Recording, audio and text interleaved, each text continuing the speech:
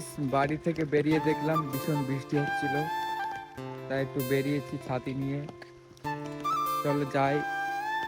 দেখো গাইস, হাঁসগুলো কি সুন্দর খেলা করছিল, পালাচ্ছে আবার আমার দিকে।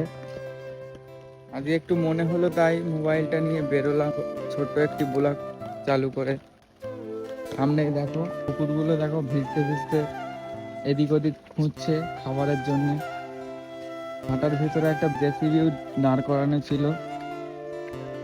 গাইস বৃষ্টির মধ্যে দেখতেই পাচ্ছ ভাটার মধ্যে কেমন অবস্থা।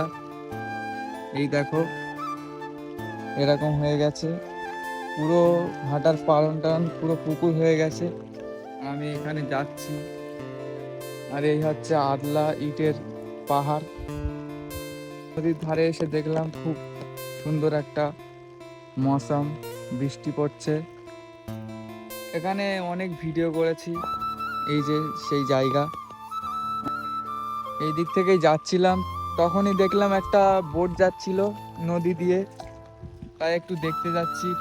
দেখানোর জন্য একটু দৌড়লাম, পড়ে যাব কি আমি জানি না। দেখতেই পাচ্ছ সেই যাচ্ছে নৌকাটা বা বোট, ওই যাচ্ছিল বালি নিয়ে যাচ্ছিল। বোটগুলো বালি নিয়ে বিভিন্ন জায়গায় বিক্রি করে। তো দেখো তোমরা, গ্রাম অঞ্চলের নদী এরকমই হয়।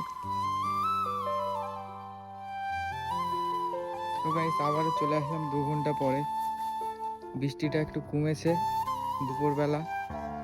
তো ওই ক্লাবের এখানে একটু এসছিলাম, দেখি পার্টি অফিসে কেউ আসে কিনা, গিয়ে দেখি। গাইস পার্টি অফিসে এসে দেখলাম একটা কাকু টিভি দেখছিল।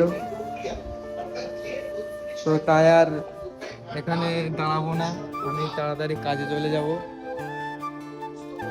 তো আজকের এই ভিডিওটা কেমন লেগেছে তোমরা অবশ্যই কমেন্টে বলবে, আর এরকম ভিডিও দেখার জন্য অবশ্যই চ্যানেলটাকে সাবস্ক্রাইব করে রাখবে।